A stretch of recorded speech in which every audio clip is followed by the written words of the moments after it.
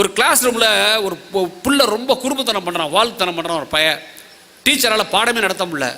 டே கொன்றுவேன் போடா அப்படிங்கிறாங்க. கொல்லு பார்ப்போம் அப்படிங்கிறான் அவன்.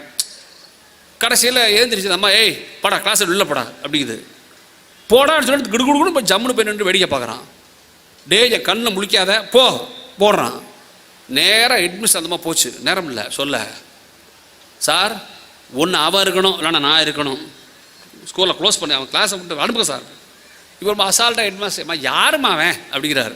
அவன் பேரை சொல்கிறாரு. சொன்னவன் ஐயோ அவனா தாயே ஒன்று கும்பிட்றேன், அவன் தான் இந்த ஆர்மி ஜெனரலோட பையன் பேரன், அவனை ஏதாவது பண்ண உன்னை கொன்றுவாங்க பேசாம போ அப்படிங்கிறாரு. சார் கொன்னாலும் சரி சார், அந்த பையன் இருந்தால் என்னால் கிளாஸ் எடுக்க முடியாது சார். இந்த அம்மா சொல்லிடுறான். இந்த பஞ்சாயத்து ஓடிட்டு இருக்கும்போது ஸ்கூல் ஆனுவல் டே வருது. நல்லா கவனிங்க. ஆனுவல் டேக்கு சீஃப் கெஸ்ட் வந்து அது ஆர்மி ஜெனரல். அப்படியே உங்களை மாதிரி ஜம்முன்னு உட்காந்துருக்காங்க. உண்மையாக புத்தகத்திலலாம் பார்க்கவே நல்லா இருக்குது.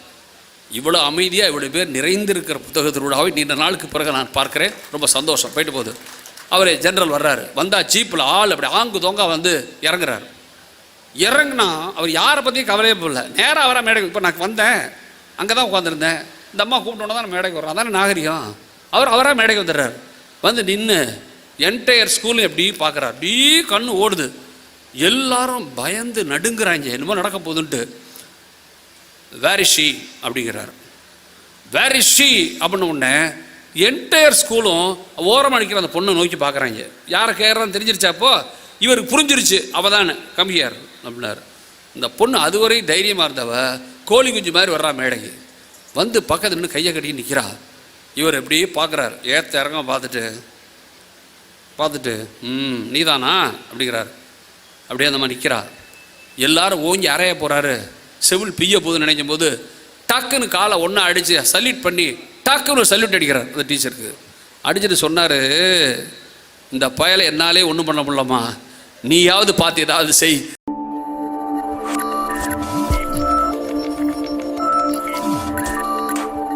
இது அப்படியே குன்றக்கோட்டிலார் வேற மாதிரி பேசுகிறார். இந்த ஆண்டு குன்றக்கோட்டிலார் 100ஆம் ஆண்டு. மறக்காதீங்க அடிகளாருக்கு. அடிகளார் சுவாமிகள் வேறு மாதிரி கதை சொன்னார். ஒரு முறை ஒரு பழனிக்கு பக்கத்தில் ஒட்டஞ்சதர் பக்கத்தில் பெரிய வாழைத்தோப்பு. வாழைத்தோப்பில் நெரு வாழை ஒன்று பழுத்துருது. முருகன் வந்து கனவுல வர்றாரு அந்த தோட்ட சொந்தக்காரனுக்கு. ஏய் என்ன நிறைய தார் பழுத்துரு, நீ பாட அனுப்பாமல் இருக்க, அனுப்பியா தார முருகன் சொல்லிட்டாரு. காலையில் பொழுது முடிஞ்ச உடனே அந்த கருப்பனை கூப்பிட்டே, கருப்பா இந்த தாரை எடுத்துகிட்டு போய் பழனி கோயிலில் பஞ்சாமிரத்துக்கு சாமி கொடுத்து வந்துடுறா அப்படிங்கிறார். கருப்பன் வழக்கமாக தூக்கிக்கிட்டு போகிறான் பழனி கோயிலுக்கு. போகிற வேலை நல்ல பசி அவனுக்கு. பழத்தை 4 பிச்சை வந்து நின்று அவன் போயிடுறான். போய் அர்ச்சகரை கொடுத்துட்றான். இது குன்றக்கு அடிகளார் சொன்ன கதை. என் மேலே வந்துடுறாங்க சண்டைக்கு. போய் கொடுக்குறாரு. கொடுத்து பார்த்தா அர்ச்சகர் கண்டுபிடிச்சிடுறாரு. 10 பழம் மிஸ்ஸிங். சாப்பிட்டது இவன் தான் அவனு தெரிஞ்சுக்கிட்டு அவனை கேட்காம ஃபோனை போட்டு, யோ வாழ் இருக்கான் பார் சரியான ஆளி அவன் கருப்பேன், வரும்போதே 10 பழத்தை தின்ட்டாயா பார்த்துக்க அப்படின்ட்டாரு. நாளைக்கு வரட்டு நாய் உரிச்சிட்றேன் அவனை அப்படி நினச்சிக்கிட்டு முதலாளி தூங்க போகிறாரு. இன்னைக்கு கடவுள் வந்துட்டார் முருகன் கனவுல. ஓய் முருகா அப்படின்னார். ஏண்டா தாராடா கொடுத்து அனுப்பிச்ச? ஆமாம் முருகா முழு தார் கொடுத்து அனுப்பிச்சேன், 10 பழம் தாண்டா என்கிட்ட வந்துச்சு, மிச்சம்லாம் எங்கடா போச்சு என்று கேட்கிறார் கடவுள் முருகன். உங்களுக்கு புரிஞ்சிருச்சா கதை? இப்போ அந்த ஏழை கருப்பன் சாப்பிட்ட 10 பழம் தான் முருகனை சேர்ந்த பழம் என்று அடிகளார் பேசியது ஆன்மீகம் இல்லையா? நான் தெரியாமல் கேட்குறேன். நம் தமிழ்நாடு ஆன்மீகத்தால் நிறைந்த நாடு. ஆனால் பாசிட்டிவான ஆன்மீகம், பாவம் புண்ணியம் பற்றி பேசுகிற ஆன்மீகம் இல்லது. நான் தெரியாமல் கேட்குறேன். பண்ணுவது பாவம் செய்தவன் பாவம் அனுபவிப்பான்னு நான் பேச ஆரம்பிச்சிட்டிங்கன்னா நான் கேட்குறது பதில் சொல்லணும். பாவம் செஞ்சவன் பாவத்தை அனுபவிப்பான். அவனுக்கு உடல் நலம் இல்லாமல் போயிடுவான். அவன் கருப்பாக பிறப்பான், அழகு இல்லாத பொண்ணாக பிறப்பா, வியாதியஸ்தனாக பிறப்பான். நீ சொல்கிறதெல்லாம் உண்மை என்றால் அப்புறம் எதுக்குடா பாவத்தை மறைப்பதற்கு, பாவத்தை மறுப்பதற்கு நீ கோயிலுக்கு போய் எதுக்கு பரிகாரம் பண்ற? பரிகாரம் செய்வது சரி என்று ஒப்புக்கொண்டால் பாவம் தீரும் என்று பொருள். பாவம் தீராது என்றால் பரிகாரம் தவறு என்று பொருள். மறந்துடாது யாரும், பரிகாரம் தவறு என்று பொருள். நம் நாடு பாவங்களை மன்னிக்கிற நாடு. மறக்காத, பாவங்களை மன்னிக்கிற நாடு. அதுவும் ஆசிரியர்களை அவமானப்படுத்துவதை தமிழ்நாடு சகித்து கொண்டு இருக்கக்கூடாது. என் பார்வை சொல்கிறேன். ஆசிரியர் மட்டும் இல்லைன்னு சொல்ல நான் உண்டா, நீ உண்டா? நான் நிறைவாக கேட்டு போகிறேன் உங்களை. உலகம் முழுது ஆசிரியரை கொண்டாடுறா. நீ ஏதோ தமிழ்நாட்டில் பேசணும்னு நினச்சிட்டு இருக்காது. ஆசிரியர் தினம் உங்களுக்கு படிச்சிக்கலாம். நீங்கள் இப்போ ஜப்பானில் ஆசிரியர் தினம் கிடையாது தெரியுமா உங்களுக்கு? ஜப்பானில் டீச்சர்ஸ் டே கிடையாது. ஒரு நம்மால் போய் கேட்டான், நாங்கள் தானே செப்டம்பர் 5 ஆசிரியரை வச்சு டம்னு கொண்டாடிட்டு இருக்கோம், நீங்கள் ஏன் கொண்டாடுறதில்லன்னா, ஜப்பான் பண்ண கையை பிடிச்சாங்க, வா என்னோட கூப்பிட்டு போனான். ட்ரெயினில் கூட்டம் நெறிஞ்சு வழியுது. இவன் போனா இருப்பாருங்க, அவனை பார்த்துட்டு 2 பேர் ஏந்திரிச்சு, சார் உட்காருங்க அப்படிங்கிறான். இவன் நம்ம நாள் என்னடா விஷயம்னு பார்த்தா டீச்சரில் டீச்சர்னு போட்டிருக்கான். டீச்சருங்கிற பார்த்த உடனே 10 பேர் ஏந்திரிச்சு உட்காருங்கன்றான். ஜப்பானில் ஒரு ஷாப்பிங் மாலில் டீச்சர் ஷாப்னு போடுறான். ஆசிரியர் மட்டும் போய் பொருள் வாங்குற கடை, அங்கே விலை குறைச்சலாக கொடுக்குறான் ஆசிரியருக்கு. நீங்கள் ஜப்பான் முழுதும் ஆசிரியரை கொண்டாடுறாங்க. அந்த பொண்ணு சொன்னால், இப்படி வாழ்க்கையில் ஒவ்வொரு இடத்துலையும் ஆசிரியரை கொண்டாடுவதா, நாங்கள் தனியாக டீச்சர்ஸ் டே செலிப்ரேட் பண்ணுறதில்லை என்று பதிலை ஜப்பானில் சொல்கிறாங்க. நான் ஒரு ஜப்பான் படம் பார்த்தேன், அற்புதமான படம், ரெட் சல்யூட் மை டீச்சர் என்ற படத்தோட பேர். ஒரு கிளாஸ் ரூமில் ஒரு புள்ள ரொம்ப குறும்புத்தனம் பண்ணுறான், வாழ்த்தனம் பண்ணுறான். ஒரு பையன் டீச்சரால் பாடமே நடத்த முடியல. டே கொன்றுவேன் போடா அப்படிங்கிறாங்க. கொல்லு பார்ப்போம் அப்படிங்கிறான் அவன். கடைசியில் ஏந்திரிச்சு அம்மா, ஏய் படா கிளாஸில் உள்ள போடா அப்படிங்குது. போடான்னு சொல்லிட்டு கிடுகுடுன்னு இப்போ ஜம்முன்னு போய் நின்று வேடிக்கை பார்க்குறான். டே என் கண்ணில் முழிக்காத போடுறான். நேராக ஹெட்மிஸ் அந்தமாக போச்சு. நேரம் இல்லை சொல்ல, சார் ஒன்று அவன் இருக்கணும் இல்லைன்னா நான் இருக்கணும், ஸ்கூலில் க்ளோஸ் பண்ணி அவன் கிளாஸை விட்டு அனுப்புங்க சார். இப்போ ரொம்ப அசால்ட்டாக ஹெட்மாஸ்டர், யாருமா அவன் அப்படிங்கிறாரு. அவன் பேரை சொல்கிறாரு. சொன்னவன், ஐயோ அவனா, தாயே ஒன்று கும்பிட்றேன், அவன் தான் இந்த ஆர்மி ஜெனரலோட பையன் பேரன், அவனை ஏதாவது பண்ண உன்னை கொன்றுவாங்க, பேசாம போ அப்படிங்கிறாரு. சார் கொன்னாலும் சரி சார், அந்த பையன் இருந்தால் என்னால் கிளாஸ் எடுக்க முடியாது சார், இந்த அம்மா சொல்லிடுறான். இந்த பஞ்சாயத்து ஓடிட்டு இருக்கும்போது ஸ்கூல் ஆனுவல் டே வருது. நல்லா கவனிங்க, ஆனுவல் டேக்கு சீஃப் கெஸ்ட் வந்து அது ஆர்மி ஜெனரல். அப்படியே உங்களை மாதிரி ஜம்முன்னு உட்காந்துருக்காங்க. உண்மையாக புத்தகத்திலலாம் பார்க்கவே நல்லா இருக்குது. இவ்வளோ அமைதியாக இவ்வளோ பேர் நிறைந்திருக்கிற புத்தகத்திலூடாவே நீண்ட நாளுக்கு பிறகு நான் பார்க்குறேன். ரொம்ப சந்தோஷம். போயிட்டு போகுது.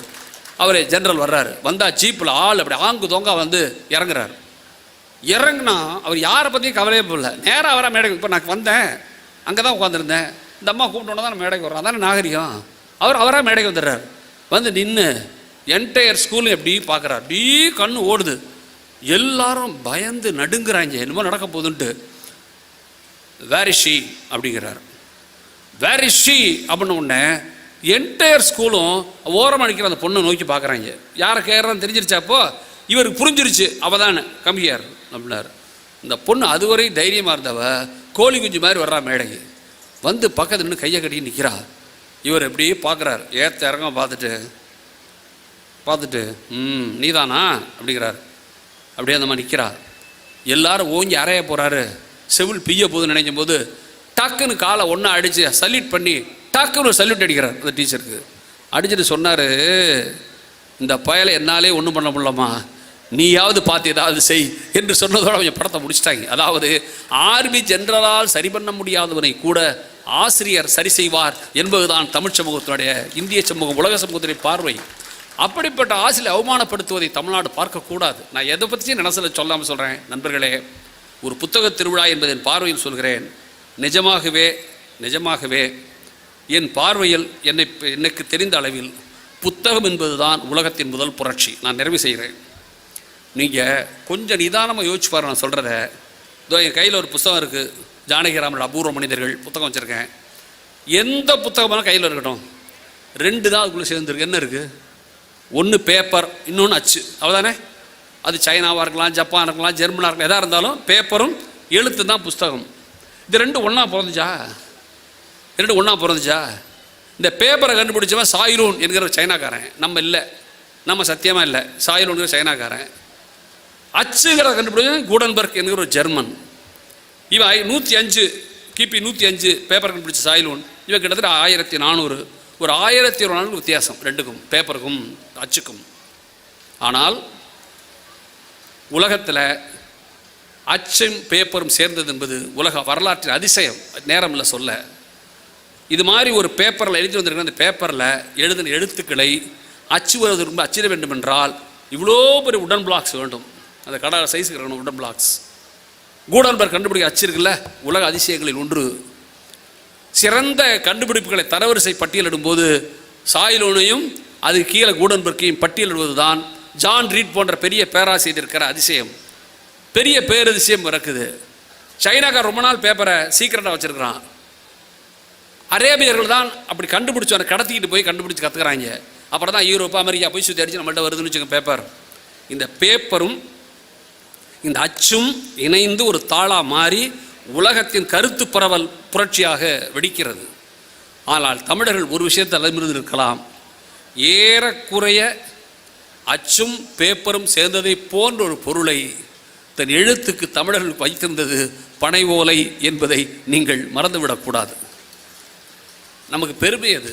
அதனால தான் யோசிச்சுக்கன்னா, மற்ற மரங்களை விட பலைமரம் தலை என்பதற்கு காரணம் உங்களுக்கு இலக்கியங்களை தந்தது நான் தான் என்கிற பெருமிதம் பனைமரத்தை இருக்கிறது என்றால், ஒரு மதுரை போன்ற பாரம்பரியமிக்க ஊரில் இவ்வளவு சிறந்த புத்தகங்கள் அடுக்கி வைத்து உங்களை வாசியுங்கள் என்று சொல்லி அறிமுகப்படுத்துகிற ஒரு அற்புதமான பணியை தமிழக அரசு செய்கிறது. நான் மீண்டும் சொல்லிவிட்டு போகிறேன், வாழ்க்கையில் 5000 கோடிக்கு கல்யாணம் பண்ணுறது பெருசு இல்லை. 5000 கோடிக்கு கல்யாணம் பண்ணுறது பெருசு இல்லை. சொல்கிறது புரியுதில்லை உங்களுக்கு? ஆமாம், 5000 கோடிக்கு கல்யாணம் பண்ணுறது பெருசு இல்லை. ஆனால் தன்னுகிட்ட இருந்த 5000 கோடியை கல்யாணத்தை செலவழித்தவனை விட தான் சம்பாதித்த 228 கோடியை ஐஐடி மெட்ராஸ் கொடுத்தான் பாருங்க, அவன் தான் சிறந்தவன் என்பதை நீங்கள் மனசில் வச்சுக்கணும். நான் அடிக்கடி சொல்கிறது உண்டு, பணத்தில் 2 பணம் இருக்குது. 5000 கோடி ஒன்று, 220 கோடி ஒன்று, 2 பணம் இருக்குது. உங்களுக்கு வாய்ப்பு இருந்தால் சொல்லி நிறைவு செய்யலாம். என்எஸ் கிருஷ்ணன் ஒருத்தர் தான் தமிழ்நாட்டில் ஒரு காமெடியன். தமிழ்நாட்டோட பெரிய விஷயமே என்னென்னா, வில்லன் காமெடியெல்லாம் நல்லவனாக இருப்பாங்க, ஹீரோ தான் கோளாறாக இருப்பான். தமிழ்நாட்டோட பெரிய அதிசயங்கள் அது ஒன்று. அவர் முறை என்எஸ் கோயம்புத்தூரில் இந்த மாதிரி கூப்பிட்டாங்க. அவனை பேச போனான். இவன் அம்மா உட்காந்துருக்க மாதிரி இவர் உட்காந்துருக்க மாதிரி அந்த ஆர்கே சண்முக செட்டியார் தான் அன்றைய தலைவர், கூட்ட தலைவர். ஆர்கே சண்முக செட்டியார் நம்ம நிர்மலா சீதாராமன் மாதிரி அந்த காலத்து ஃபினான்ஸ் மினிஸ்டர். அவர் என்எஸ்கே முதல்ல பேச கூப்பிட்டாங்க. என்எஸ்கே ஐயா நான் முதல்ல பேசுங்கய்யா அப்படின்னு கேட்டான். அவர் பொருளாதார மேதல்ல, நீ பேசு அப்படின்ட்டார்.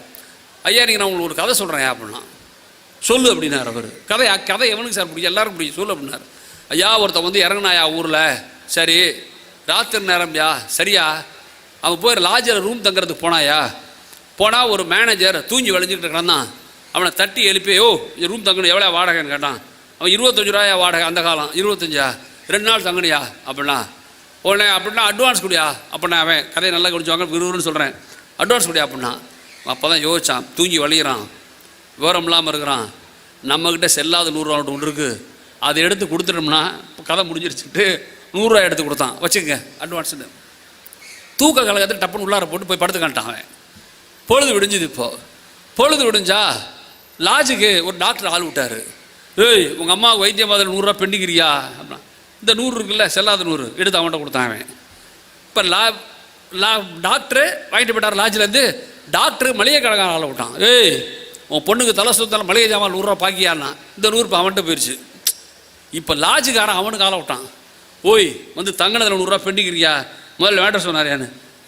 100 இருக்குல்ல அது மட்டும் வந்துருச்சு. இப்போது பொழுது விடியுது, வந்தான் ரெக்கேட் பண்ணுறதுக்கு. வந்த வேலை முடிஞ்சிருச்சு, கிளம்புறேன் அப்படின்னா. கிளம்பு அப்படின்னா. பேலன்ஸை கொடுயா, 100 ரூபா கொடுத்துட்டு 25 75 கொடு அப்படின்னா.